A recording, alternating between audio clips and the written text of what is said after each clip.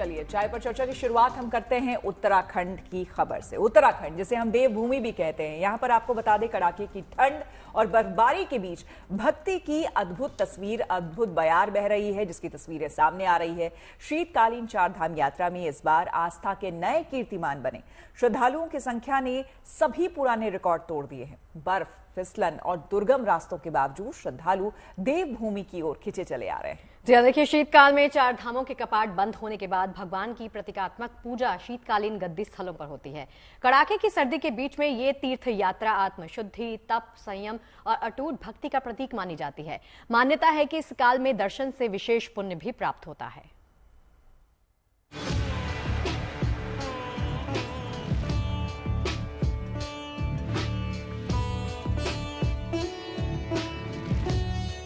उत्तराखंड में शीतकालीन चार धाम यात्रा एक विशेष आध्यात्मिक अनुभव है।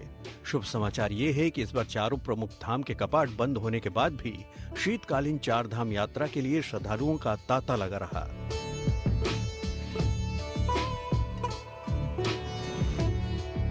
शीतकालीन यात्रा में जिस प्रकार से इस बरस यात्री उमड़ पड़ा है और गद्दी स्थलों पे चाहे जोशीमठ हो, चाहे ओंकारेश्वर हो और योग मंदिर पांडुकेश्वर हो, यात्री ऐसी मात्रा में आ रहा है और देश विदेश के कोई कोना ऐसा नहीं है कि जो यात्री यहाँ इस स्थान पे नहीं आ रहा है। बद्रीनाथ केदारनाथ मंदिर समिति यात्रियों को दर्शन सुलभ कराना, उनको भली भांति दर्शन करते हुए उनको यात्रा में किस प्रकार से एक अनुभूति हो रही है, वो स्वयं यात्री आकर के अपने विचारों को व्यक्त कर रहा है। जब यमुनोत्री, गंगोत्री, केदारनाथ और बद्रीनाथ धाम के कपाट ठंड और भारी बर्फबारी के कारण बंद हो जाते हैं, तो देवताओं की डोलियां उनके शीतकालीन आवासों में विराजमान हो जाती है। भक्त यहां साल भर दर्शन करते हैं। शीतकाल में बाबा केदार की पंचमुखी डोली ओंकारेश्वर मंदिर उखी मठ में विराजमान रहती है। भगवान बद्री विशाल की पूजा जोशीमठ के नृसिंह मंदिर में संपन्न होती है। मां गंगा की मूर्ति को मुखवा गांव के गंगा मंदिर में रखा जाता है। मां यमुना खरसाली गांव के प्राचीन शनिदेव मंदिर में रहती हैं। इन शीतकालीन स्थलों पर पूजा, आरती, दर्शन और मंदिर से जुड़े अनुष्ठान पूरे सर्दियों में जारी रहते हैं। भक्त यहाँ सर्दियों में भी आते हैं और तीर्थ यात्रा का पुण्य कमाते हैं। इस साल अब तक रिकॉर्ड तोड़ श्रद्धालु शीतकाल में चारों धाम में दर्शन के लिए पहुंच चुके हैं। उत्तराखंड सरकार इस बार शीतकालीन पर्यटन तीर्थाटन पर विशेष ध्यान दे रही है, जिसके अच्छे नतीजे आ रहे हैं। शीतकाल में जहां पर्यटन के लिए देश के कोने कोने से श्रद्धालु और पर्यटक उत्तराखंड की पहाड़ी वादियों में पहुंचते हैं, वहीं इस बार शीतकालीन चार धाम यात्रा के लिए भी विशेष तौर पर श्रद्धालु पहुंच रहे हैं। बद्रीनाथ धाम के शीतकालीन पूजा स्थलों पर इस साल अब तक 10,000 से अधिक श्रद्धालु पहुंच चुके हैं। बद्रीनाथ धाम की पांडुकेश्वर, योग बद्री मंदिर और नरसिंह मंदिर जोशीमठ में इस समय शीतकालीन चारधाम यात्रा चल रही है। सबसे ज्यादा जो चारधाम शीतकालीन यात्री हैं, 10,000 से अधिक शीतकालीन चारधाम यात्री जोशीमठ के नरसिंह मंदिर में पहुंच चुके हैं, जहां पे आदि जगतगुरु शंकराचार्य जी की जो पवित्र गद्दी है उसके दर्शनों के लिए श्रद्धालु पहुंच रहे हैं। गुजरात, अहमदाबाद, अलग अलग प्रदेशों से श्रद्धालु इस समय बड़ी संख्या में शीतकालीन पर्यटन, शीतकालीन चारधाम यात्रा में पहुंच रहे हैं, जो अब तक का रिकॉर्ड है, सबसे अधिक यात्रियों का यहाँ पे है। ऐसे में चाहे वो पंचबद्री हो या फिर शीतकालीन पर्यटन हो या शीतकालीन चारधाम यात्रा, हर तरफ एक उत्साह दिखाई दे रहा है।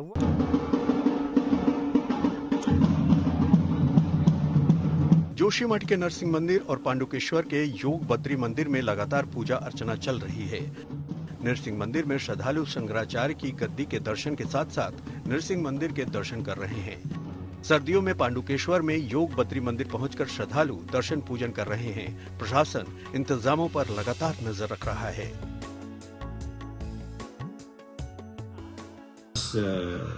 जोशीमठ में शीतकालीन यात्रियों की हम बात करें, वो लगभग 10,000 से ऊपर हमारे पास यात्री वर्तमान तक पहुंच गए हैं।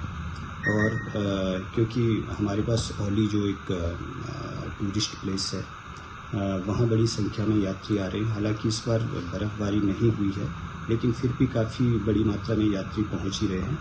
उनके जो ठहरने की जो उचित व्यवस्था होनी चाहिए उसकी लगातार हम निगरानी कर रहे हैं और जो उनकी तादाद के हिसाब से है वो समुचित व्यवस्थाएं अभी हैं। गुजरात से पहुंचे तीर्थयात्रियों ने जोशीमठ में श्रद्धालुओं के लिए की गई व्यवस्था पर खुशी जताई। श्रद्धालुओं ने कहा कि पहाड़ों के बीच ठंडी हवा और शांत वातावरण के बीच भगवान नरसिंह के दर्शन कर वे धन्य हो गए। यहाँ पे दर्शन करने आए थे, अभी तो कपाट बंद है, इस वजह से यहाँ पे दर्शन किए और यहाँ की ठंडी का नज़ारे का मजा ले रहे हैं और शंकराचार्य जी की गद्दी का भी दर्शन किया है हमने। मज़ा आ गई यहाँ के, ठंड है, मस्त मज़ा आ रही है। हम गुजरातियों को ऐसी ठंड बहुत पसंद होती है, इसलिए बहुत मज़ा कर रहे हैं हम यहाँ पे दर्शन करके भी। हमारी फैमिली के साथ हम आए हैं, उनको भी ये ठंड के माहौल में बहुत अच्छा लग रहा है। श्रद्धालुओं के लगातार यहाँ आने से लोगों की दुकानदारी और व्यवसाय भी अच्छा चल रहा है, जिससे व्यापारियों के चेहरे पर मुस्कान है। इस वर्ष जो शीतकालीन यात्रा जो चल रही है, यात्रियों में काफ़ी उत्साह है और बड़ी संख्या में श्रद्धालु भगवान नरसिंह के दर्शन के लिए यहाँ पर आ रहे हैं और यहाँ पे शंकराचार्य जी के जो गद्दी है उसके दर्शन भी लोग यहाँ पर कर रहे हैं। और आसपास के जो तीर्थ स्थान है, चाहे भविष्य बद्री हो, टिम्बरसैंण महादेव हो, गढ़ी मंदिर हो, पांडुकेश्वर हो या विष्णुप्रयाग हो, सभी जगहों पर श्रद्धालु जो है दर्शन के लिए जा रहे हैं। और यहाँ पे जो है इस बार दुकानदारी काफ़ी बढ़िया चल रही है और जो है कि इकोनॉमी काफ़ी बूस्ट हो रही है। 23 जनवरी को बसंत पंचमी के पावन पर्व पर टिहरी राज दरबार नरेंद्र नगर में परंपरा के मुताबिक बद्रीनाथ धाम के कपाट खोलने की तिथि की घोषणा की जाएगी। इसके साथ ही बद्रीनाथ धाम की यात्रा की तैयारी में बद्रीनाथ केदारनाथ मंदिर समिति जुट जाएगी। यहाँ बसंत पंचमी की 23 तारीख को यह दिन निकाला जाएगा और उसी के बाद हमारी यात्राओं की व्यवस्था के लिए बद्रीनाथ केदारनाथ मंदिर समिति अपनी यात्रा व्यवस्था में जुड़ जाएगी और यात्रियों को ठीक प्रकार से यात्रा सुलभ कराना हमारा प्रथम कर्तव्य होगा। इस बार बद्रीनाथ धाम यात्रा को और अधिक भव्य बनाने की तैयारी है। बद्रीनाथ धाम में इस बार सिंह द्वार से अंदर किसी को भी मोबाइल फोन ले जाने की अनुमति नहीं दी जाएगी। फोन जमा करने के लिए मंदिर समिति के कर्मचारी लगाए जाएंगे। चमोली से कमल नयन सिलोड़ी के साथ bureau report, good news today. अब आपको ले चलते हैं प्रभु राम की नगरी अयोध्या, जहां इन दिनों आस्था और भक्ति का सैलाब उमड़ रहा है। श्रद्धालुओं की ये भीड़ प्रयागराज में चल रहे माघ मेले के कारण दिखाई दे रही है। देश के अलग अलग हिस्सों से आने वाले इन राम भक्तों को कोई परेशानी ना हो, इसके लिए सुरक्षा के खास इंतजाम अयोध्या प्रशासन की ओर से किए जा रहे हैं। और देखिए, इस बात का अंदेशा प्रशासन को पहले ही था कि महाकुंभ की तरह माघ मेले के दौरान भी अयोध्या में श्रद्धालुओं की भीड़ बढ़ सकती है। इसलिए अयोध्या प्रशासन ने जोरदार तैयारी की। प्रशासन की तैयारियों की नतीजा ये है कि देश के अलग अलग हिस्सों से आने वाले श्रद्धालुओं को रामलला के दर्शन बड़ी आसानी से हो रहे हैं।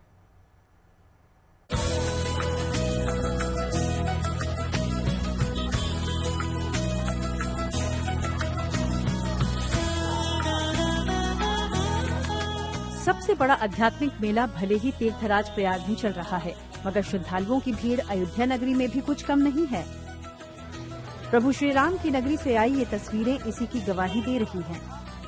राम मंदिर की ओर जाने वाले तमाम रास्ते इन दिनों श्रद्धालुओं से पटे पड़े हैं। हर ओर जय श्री राम की जयकारों की गूंज और लोग राम भक्ति की धुन में रमे नजर आ रहे हैं।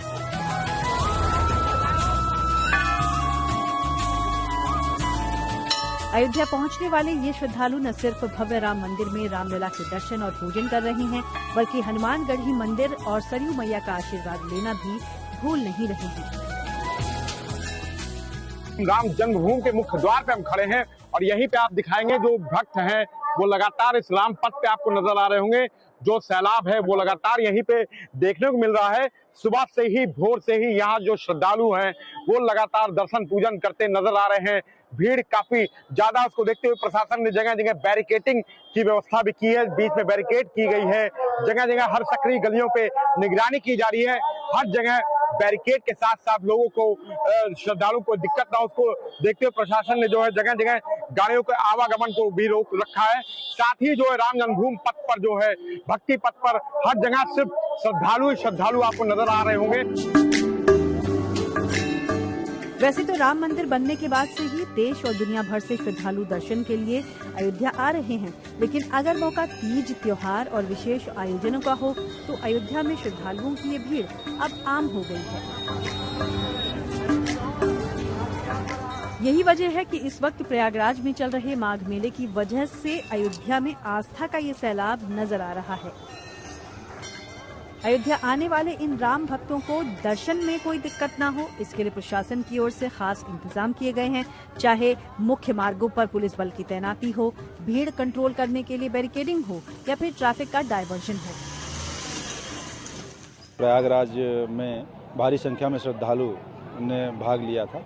वहां से वापसी में अयोध्या में भी दर्शन, पूजन एवं स्नान का महत्व मानते हुए भारी संख्या में श्रद्धालु सुबह से यहां आ रहे हैं, जिनके दृष्टिगत घाटों पे, प्रमुख मंदिरों में, देवालयों में विस्तृत ड्यूटी प्रबंध किए गए हैं, जिसमें सिविल पुलिस के साथ साथ पीएसी और अन्य जो है एएस चेक टीम आदि का भी सहयोग लिया जा रहा है। जल में जल पुलिस के साथ साथ फ्लड पीएसी का भी उपयोग किया जा रहा है, जिससे कोई भी श्रद्धालु गहरे पानी में अगर जाता है तो उसको संकेत करके रोका जाए और जो है उनको सचेत किया जाए।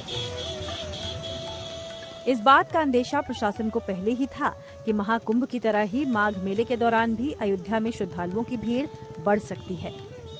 लिहाजा श्रद्धालु के सुलभ और सुरक्षित दर्शनों के लिए अयोध्या प्रशासन ने पहले ही कमर कस ली थी। प्रशासन की इन्हीं तैयारियों का नतीजा है कि देश के अलग अलग हिस्सों से आने वाले इन श्रद्धालुओं को प्रभु राम के दर्शन में कोई परेशानी नहीं हो रही है। अयोध्या से मयंक शुक्ला के साथ bureau report, good news today.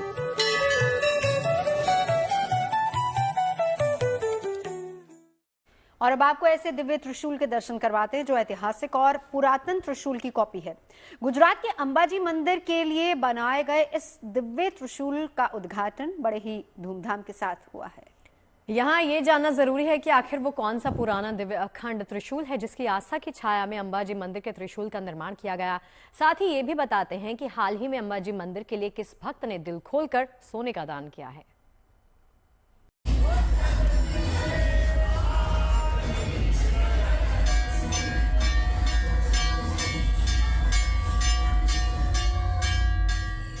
ये त्रिशूल दिव्य है। ये त्रिशूल शक्ति परंपरा से जुड़ा है। ये त्रिशूल अखंड शक्ति त्रिशूल है।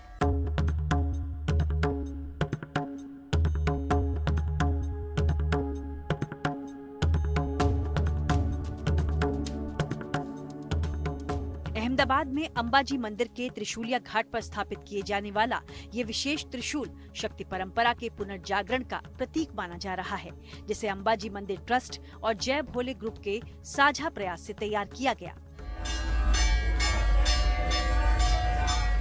हाल ही में अहमदाबाद के वटवा में इस भव्य अखंड शक्ति त्रिशूल का उद्घाटन कार्यक्रम था, जिसमें श्री आरासुरी अंबाजी माता देवस्थान ट्रस्ट और प्रशासन से जुड़े लोग खास तौर पर पहुंचे।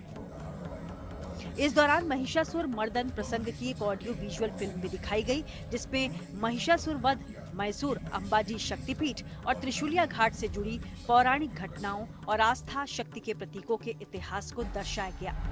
महिषासुर की गर्जना एक विकराल चीख में बदल गई। ये तस्वीर जो आप देख रहे हैं वो तस्वीर ओरिजिनल जो त्रिशूल उत्तरकाशी का है वहाँ की है, और वहाँ से उसी के आधार पे ये जो रेप्लिका है वो बनाई गई है और अंबाजी में जो त्रिशूलिया घाट है वहाँ पे लगाई जाएंगी। हमारे साथ जिन्होंने इसको बनाया जाए जिनका विचार था वो है, उनसे बात करते हैं।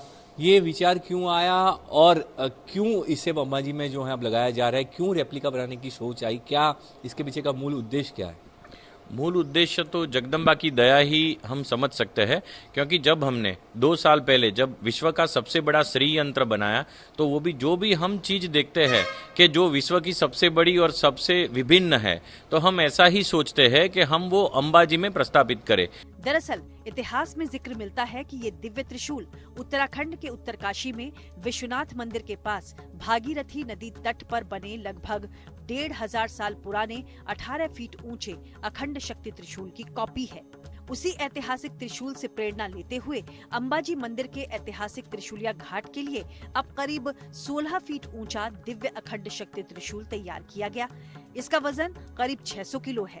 पुराणों के अनुसार भगवान शिव से मिले उत्तरकाशी स्थित शक्तिशूल से देवी ने आज के मैसूर यानी उस वक्त महिषासुर की धरती पर राक्षस महिषासुर का वध किया था, जिसे उन्होंने उत्तरकाशी में स्थापित किया था।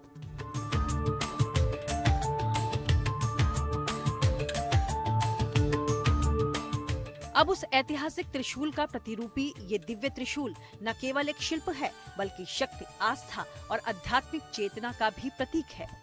जो उत्तरकाशी में महिषासुर मर्दिनी ने जो त्रिशूल प्रस्थापित किया था महिषासुर को मारने के बाद, उस त्रिशूल की प्रतिकृति रूप ये त्रिशूल बनाया गया है।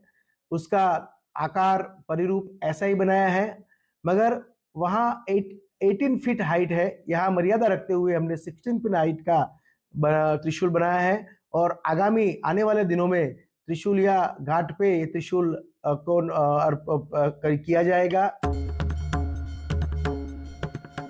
अंबाजी के इस अखंड शक्ति त्रिशूल के उद्घाटन कार्यक्रम के बाद श्रद्धालु 21 जनवरी तक दोपहर 3 बजे से लेकर शाम 8 बजे तक दर्शन कर रहे हैं। वहीं अहमदाबाद के एक श्रद्धालु ने मां अंबाजी के दरबार में 72 लाख रुपए की कीमत का सोना चढ़ाया है, जिसमें 100 ग्राम के 5 बिस्किट्स हैं।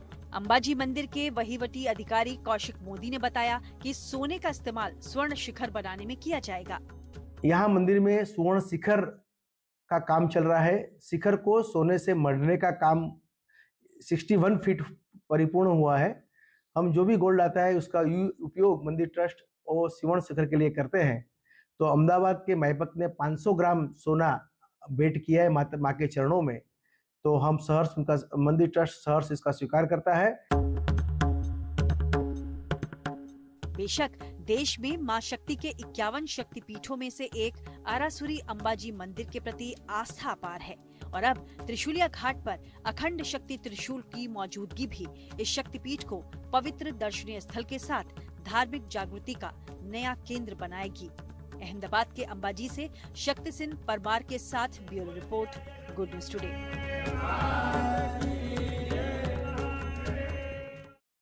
उत्तर प्रदेश के मिर्जापुर में मौजूद मां विंध्यवासिनी का दरबार सज चुका है। आपको बता दें कि माघी गुप्त नवरात्र का महापर्व यहां पर पूरी श्रद्धा और भक्ति के साथ मनाया जा रहा है। कल यहां पर कलश स्थापना हुई, जिसमें देश के दूर दराज इलाकों से भक्त मां की पूजा उपासना के लिए उमड़े।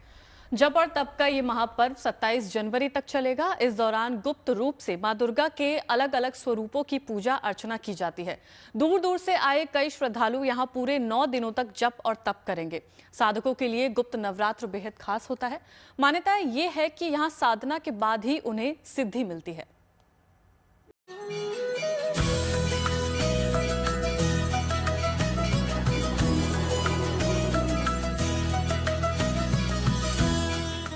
सज चुका है मां विंध्यवासिनी का दरबार।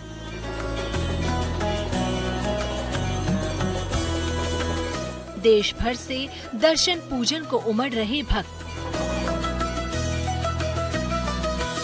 उत्तर प्रदेश के विंध्याचल में मौजूद मां विंध्यवासिनी धाम में गुप्त नवरात्रि पूरी आस्था और भक्ति के साथ मनाई जा रही है। माघी गुप्त नवरात्रि के दूसरे दिन भी आज बड़ी संख्या में दूर दराज से भक्त उमड़ रहे हैं। आम लोग तो गुप्त नवरात्र में देवी दुर्गा के 9 स्वरूपों की पूजा, उपासना, व्रत, उपवास करते हैं, लेकिन साधकों के लिए इसका खास महत्व है। देश के कोने कोने से साधक यहाँ पर आकर तप और सिद्धि करते हैं। मान्यता है कि देश में कहीं पर भी साधना के बाद जब सिद्धि हासिल नहीं होती तो साधक मां विंध्यवासिनी धाम आते हैं, यहाँ पर साधना करते हैं। साधना के बाद उन्हें सिद्धि मिलती है। यह नवरात्रि साधकों की साधना का, सिद्धि का सबसे उत्तम काल माना जाता है। नवरात्रि में 4 नवरात्रि होते हैं, जिसमें चैत्र और कुवार का नवरात्रि आप जानते हैं, आश्विनी का। 2 गुप्त नवरात्रि होती हैं। तो 2 नवरात्रि तो हम यजमानों के कल्याण के निमित्त अनुष्ठान, पूजन, कलश स्थापना, अखंड ज्योति आदि करते हैं। लेकिन ये जो गुप्त नवरात्रि है, ये गुप्त नवरात्रि इसलिए कही गई है क्योंकि ये साधक को अपनी साधना का अभ्यास एवं अपने कार्य क्षेत्र में सिद्धि की प्राप्ति का उत्तम काल होता है। गुप्त नवरात्र में उपासना का संयोग कई मायनों में खास माना जाता है।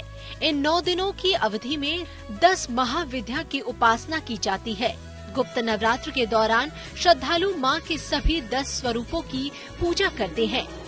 कल कलश स्थापना के दिन से ही श्रद्धालु यहां मां की भक्ति में रम गए हैं।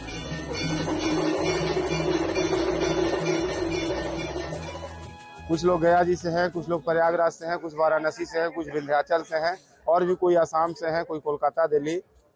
कितने दिनों तक रहेंगे यहाँ? अभी यहाँ कंटिन्यू एक तारीख तक रहेंगे। 2 तारीख को ही जाएंगे यहाँ से, 2 फरवरी को। माघ मास का शुक्ल पक्ष का प्रतिपदा का दिन गुप्त नवरात्र माह का चालू हुआ है, इसलिए कलश भर के 9 दिन इसका अनुष्ठान होगा, यज्ञ होगा, पूजा पाठ होंगे। ये बहुत शुद्ध की पूजा है, इसके त्रिकोण किया जाएंगे। इसमें माँ की शक्ति का पूजा है, ये 9 दिन का पूजा है, ये माँ की शक्ति का पूजा है। मां की स्तुति के महापर्व का शंखनाद हो चुका है। इस बार माघी नवरात्र 19 जनवरी को शुरू हुई है। 9 दिनों के इस महापर्व की पूर्णाहुति 27 जनवरी को होगी। मिर्जापुर से सुरेश कुमार सिंह के साथ bureau report, good news today.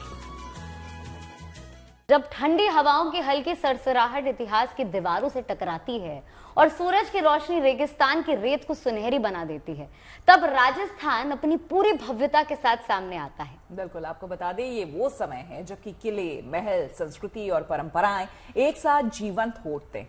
सर्दियों के मौसम में प्रदेश पर्यटकों से गुलजार है और हर दिशा से टूरिस्ट यहां पर खिंचे चले आ रहे हैं।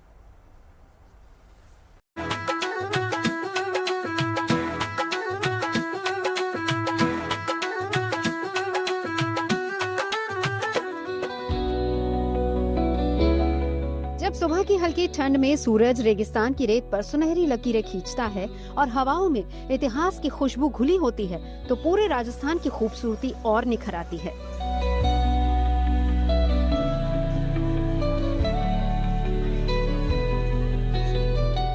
ये वो धरती है जहां हर कदम पर कहानी है, हर दृश्य में विरासत है और हर मुस्कान में अपनापन छिपा है।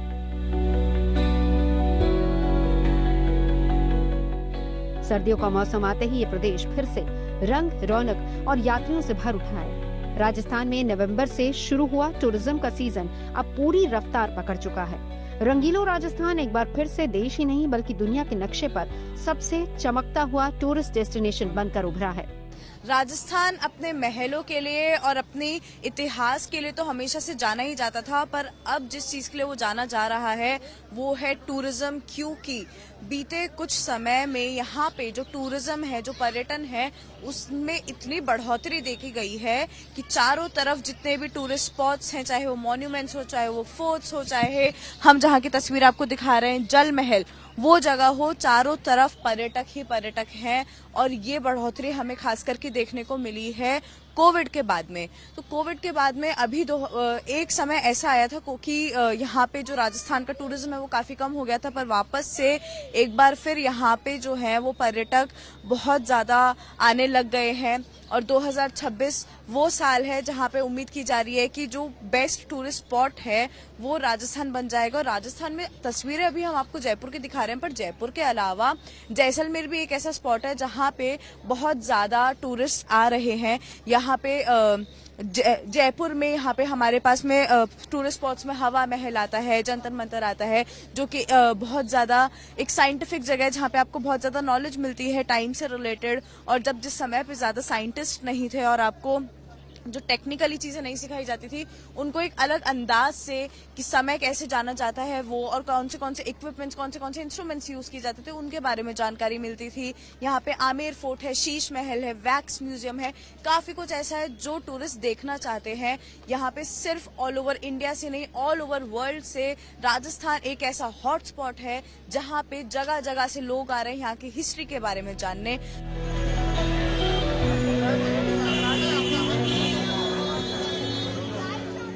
इन दिनों प्रदेश के हर कोने में सैलानियों की चहल पहल दिखाई दे रही है। खासकर जयपुर और जैसलमेर में पर्यटकों की भारी भीड़ नजर आ रही है और ये साबित करती है कि राजस्थान का आकर्षण समय के साथ और गहरा हुआ है। अभी मैं हवा महल जाऊंगी और ये 2 प्लेस और घूम के आई मैं। जंतर मंतर में बहुत जानने लायक है, जो अपने जो राजा महाराजा और जो पीढ़ियां गई उन्होंने जो सब बताया है, तो उनसे ही अपनी पीढ़ियाँ और सीखेगी और आगे बढ़ेगी कि वहाँ जमाने में कुछ नहीं था साइंस, तो वो साइंस कौन सा था, उससे हम लोग आगे बढ़ सकते हैं। भारत के अलग अलग राज्यों के साथ साथ अमेरिका, ऑस्ट्रेलिया, इंग्लैंड, जर्मनी और रूस जैसे देशों से बड़ी संख्या में लोग यहाँ पहुँच रहे हैं। विदेशी मेहमानों के लिए जयपुर आज भी पहली पसंद बना हुआ है। गुलाबी शहर में कदम रखते ही इतिहास, कला, संस्कृति, खान-पान और बाजार एक साथ जीवंत हो जाते हैं। राजस्थान को अलग बनाती है यहाँ की जीवन शैली। यहाँ हर किला वीरता की पहचान है, हर हवेली परंपरा की छाप है, तो वहीं हर गली लोक संस्कृति की अद्भुत झलक पेश कर रही है। जयपुर से रिदम जैन के साथ bureau report, good news today. तो चाय पर चर्चा में अभी के लिए बस इतना ही। आप रखिए अपना ख्याल। कल फिर होगी मुलाकात शाम 5 बजे चाय पर।